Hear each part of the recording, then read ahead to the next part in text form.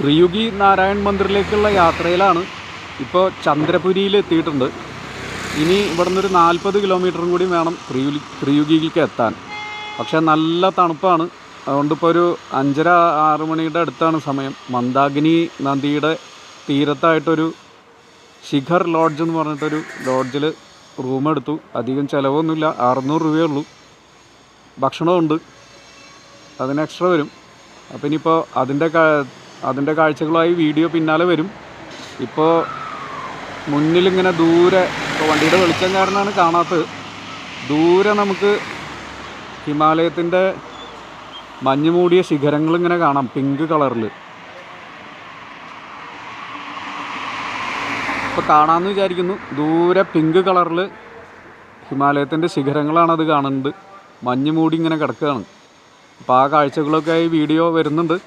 അതുവരെ